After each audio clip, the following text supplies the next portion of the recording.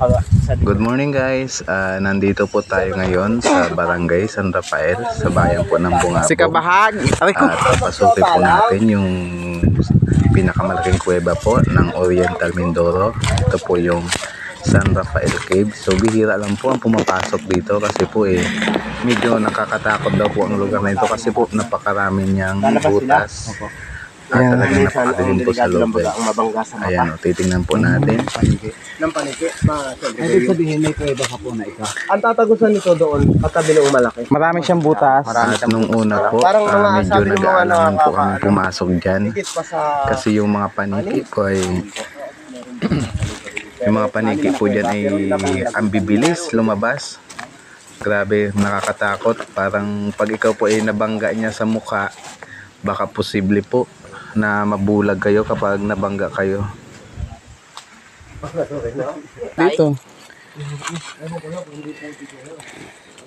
Grabe guys, singal guys. Ngayon ako nakapag-vlog ng gantong malalayuan. Yan, naglabasan yung paniki. Pasensya na po sa abala.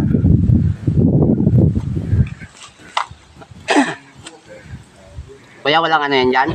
Anaconda? Baka may anaconda.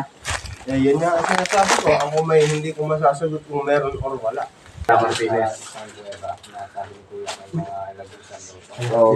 Yan ang ano ko dyan. Na dapat kung papasok ay dapat ay may goggles man lang. Kasi baka sa mata Ay, ganon? Oo. Yung bilis nilang dumago. Ay, oo nga. Diba? So, yung safety. Saan po dito yan yung sinasabi mo pinagmiminahan doon pa sa pinakaloob? Doon sa malaki. Sa malaki. Bali, pwede natin puntahan. Pwede rin yun. Pero sa loob ay hindi ko pa ako dito sa ari, yung malaking sampo dito, nandito. Masakit, masakit. Sampo. May puwersa yan eh. Ako man din tinamaan na niyan dati sa balikat eh. Pero wala naman siyang tendensing gumuho, di ba? Abo ay palagay ko siguro kung ilang panahon. Nakakatakot nga naman pala talaga. Dapat pala may helmet. Helmet, saka may Helmet na may may shield. Dito kami guys. Sa loob ng kuweba.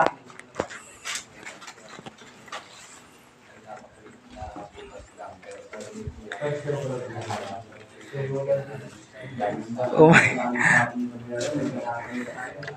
asin ahas. Ay!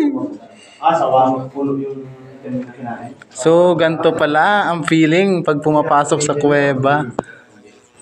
Ang daming paniki. At credit ice. Ha? Oh! Ito malaki to. Malaki nga, oh. Kita ko na agad sa ano. Wala lang. Ano nyo lang. Yung Kakatakot naman.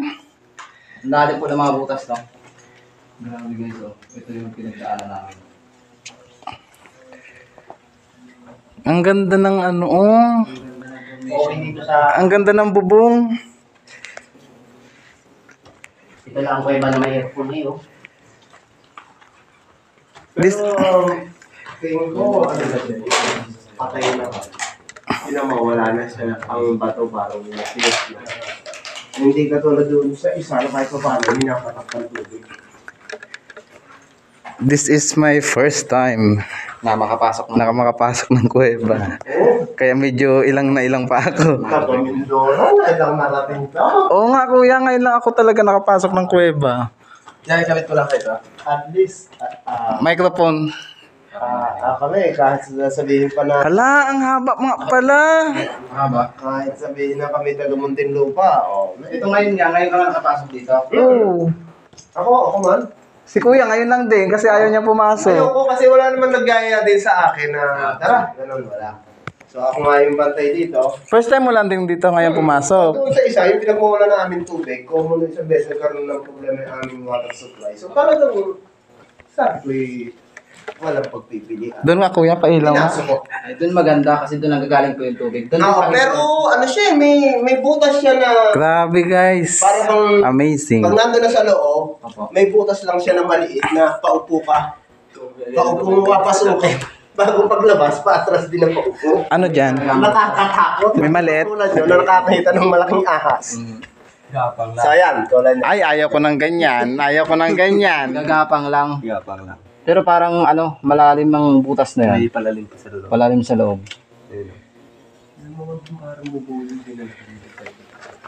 Ang mahirap dyan, may malambot palang lupa tapos may butas sa ilalim. Gumuho. Kung yung lupa, puro ng guano to dati, o yung pataba. Parang eto na nga yan siya eh. Kasi yan no, yung guhit niya. Ayan. Bata nga ako, eto na rin kasama. Ito yung kinuha. Yung hanggang dito sa level ng block na ito. Meron pa raw dyan na halos sa, hindi ko malaman kung 100 meters na. Ito pinapalang nga. Napalalim.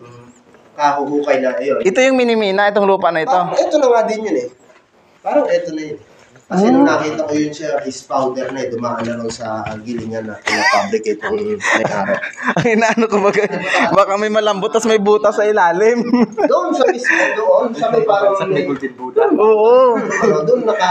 Hindi natatakot ako, baka maya malambot ang ilalim. Florano. Ha? Yan, tuloy ko. Sain niya. Yan yung minimina nila. Ayan Naghahakot yung bubuyog ano ito. Yan yung binababa ng bubuyog. Ipis. Hanggang doon. Pinatay na niya, tapos binaba niya.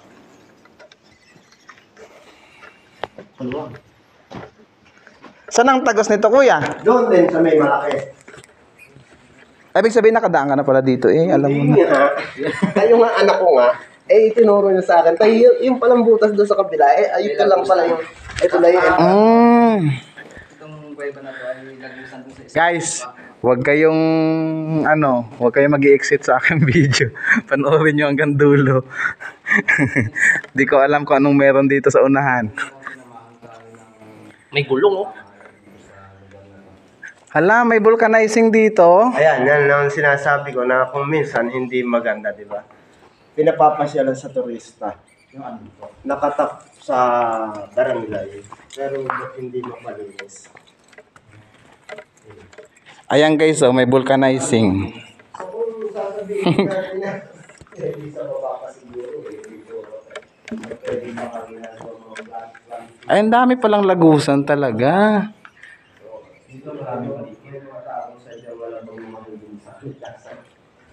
Di ba kuya na pagbawal na pumunta dito? Saan? Sa ibang tao? O Paano pwede sa ibang naman? tao? Yung amo ko talagang pinagbabawal dumaan dito sa kanya. ibig sabihin to sa ibang lagusan. So, hindi ko alam kung alin dito. Basta parang ang alam kong pinapapasukan na dito sa turista ay yung malaki. Kasi parang yun yata. Ayun na may liwanag na sa kabila. O, di yun na yung tagos. Dito tayo. Ba't nakasulat po dun sa pagpasok namin, the biggest cave of Oriental Mindoro? O ito talaga yung pinakamalaking kuweba? Parang gano'n. Siguro sinulat nilang ganun Ibig sabihin. So, kung kumbaga dito sa Oriental, walang mas mahaba o mas mataas. Grabe ang laki talaga niya. Ito lang talaga.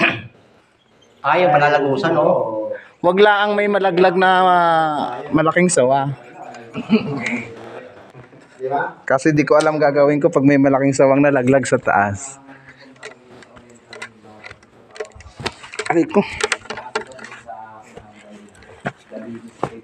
Di naman ako magkaka-COVID, di ba? Pag nakahawak ako ng tayo ng paniki. COVID dad. Di ba? Parang may bago na ngayon, parang hindi na COVID eh.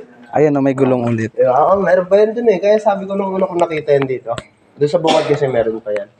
Sabi ko, parang hindi dapat inaasikaso. Grabe guys, ang taas ng kuweba na to. Mas mataas yan doon sa kabila. Saka mas maganda. Pero hanggang entrance. Siguro mas maganda to kung may pumapatak-patak na yung tubig dito dati. Ganto pala. Ganto pala. First time ko po na makapasok ng kuweba. At napakahaba pa ng aking nilakbay. Ito guys, lagusan, paakyat.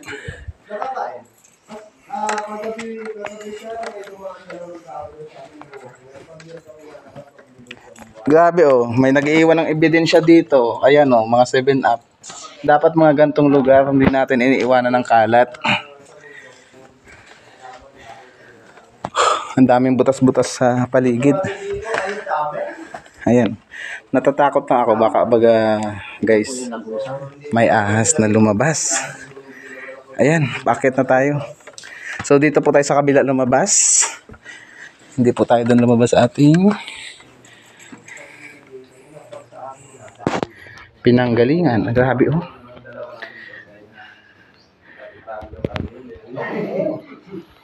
Tara, labas na ako. Nakakatakot lang siya. Parang nabaybay lang yung nakita niyo. Baka malambot, malaglag. Ayan. Tagos tayo dito. Ha! Yun. San Rafael. The biggest cave of Oriental Mindoro, Rojas, Philippines. Yan. No littering, no smoking. Please, all visitors of San Rafael Cave must register at tourist information. Ayun. Mayroon pang isang butas doon guys. So, yan. Pag may magkalyaga, dara pa uli yan. May isa pang butas doon. Hindi natin alam kung saan ang tagos niyan. So, hindi lang pala iisang butas ang San Rafael Cave. Marami po palang butas paikot-ikot dito. Kaya medyo kung gusto mong pasok-pasukin ang San Rafael Cave ay marami ka po palang butas ditong pagdaanan. Ayan. Oh. Pagkatagos mo dito, may labasan doon, konti. Tapos may butas na naman sa kabila. Kaso mamaya na ako pupunta doon, wala pa akong kasama. Delikado lang akong kasama. Baka yung maligaw. Ayan, may nakita pa tayong signs dito. Mabuti pa yung tour guides kahit pagod. Na hindi ako iniwan, ikaw hindi naman kita pinagod, pero bakit mo kayo binitawan? Hay, bakit mo nga ba siya binitawan? Sa kabila ng lahat ng pagmamahal na binigay niya sa iyo, bakit mo siya binitawan? Parang dito mo. Gulat ako, binangga ako ng paniki. Butas ba sila kaya nakakapagbigay ng liwanag? Okay guys, puputulan ko na muna hanggang dito kasi ang hirap na pong i-upload pag sobrang haba. Abangan nyo po yung part 2 at i-upload ko rin po agad. So papasukin po natin sa part 2 yung pong mas malaki pa pong kuweba na nandito ngayon sa susunod na aming pupuntahan. At ito nga po yung pinakamalaki na ata, pinaka main door. Sige guys, abangan nyo yung susunod.